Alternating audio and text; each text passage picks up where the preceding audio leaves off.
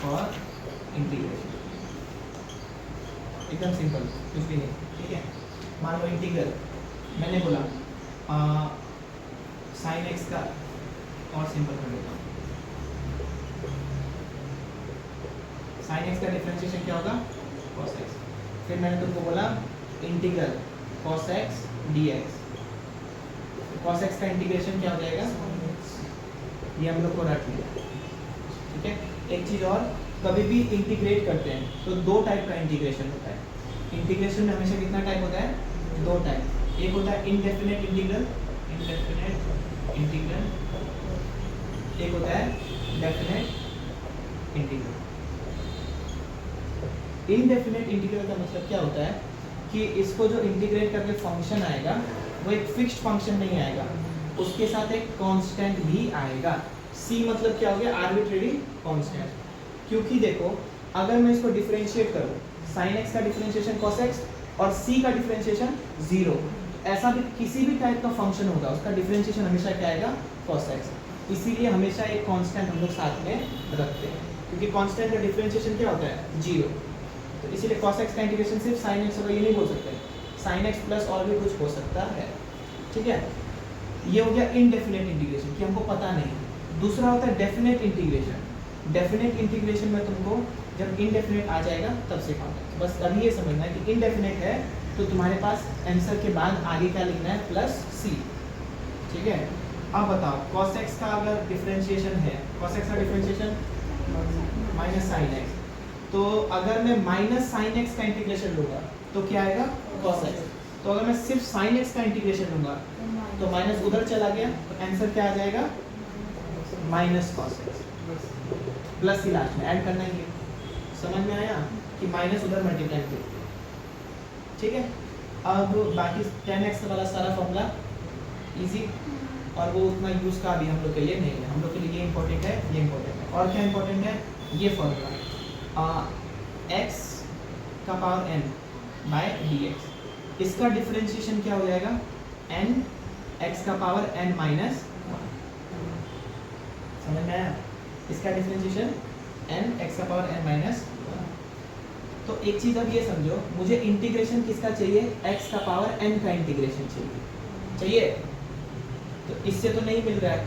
तो हमने क्या दिमाग लगाया कि सर आप एक काम करिए, इसका डिफरेंशिएशन लीजिए, x n प्लस 1 का डिफरेंशिएशन लीजिए। ये फॉर्मूला कैसे बना वो समझा रहा हूँ। किसका डिफरेंशिएशन लीजिए, n प्लस 1। क्यों, इसका डिफरेंशिएशन होगा n प्लस 1 आगे, और x का power n plus 1 minus x का पावर n माइनस 1, तो ये कट गया, तो बचा क्या, n प्लस 1 x का पावर n, ठीक है। और n प्लस 1 को मैं दोनों साइड डिवाइड में कर दिया, n प्लस 1 को मैं इधर भेज दिया, तो फॉर्मूला मेरा क्या बन जाएगा, 1/n प्लस 1। ये n प्लस 1 अगर उधर चला गया, मान लो मैं यही दिखाता हूँ, ठीक है, ये समझ में आया, ठीक है। n प्लस 1 अगर उधर चला जाएगा तो ये कैसा बनेगा, 1/n प्लस 1 डी x का power n plus 1 by D X is equals to x का पावर n। x का पावर n का इंटीग्रेशन क्या हुआ, x का power n plus 1 divided by n plus, ये चीज समझ में आया। और नहीं अगर आया तो कोई बात नहीं, फॉर्मूला हम लोग को रट लेना है कि x का पावर n का इंटीग्रेशन क्या होगा, x का power n plus 1 divided by n plus 1। ऐसा क्यों, क्योंकि इसका डिफरेंशिएशन क्या आएगा, इसका डिफरेंशिएशन करो, कैसे करेंगे, इसका डिफरेंशिएशन अगर मुझे करना है, इसका डिफरेंशिएशन मैं ऐसे करूँगा, इसका डिफरेंशिएशन तुम लोग को आता है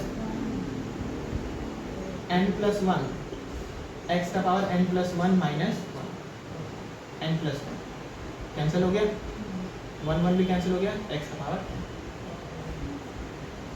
इसका डिफरेंशिएशन आएगा x का पावर n, x का पावर n का इंटीग्रेशन क्या आएगा, x का power n plus 1 by n plus 1। अब इतना हम लोग फॉर्मूला याद नहीं करेंगे, हम लोग तरीके से याद करेंगे। तरीका क्या है, पावर एक बढ़ेगा,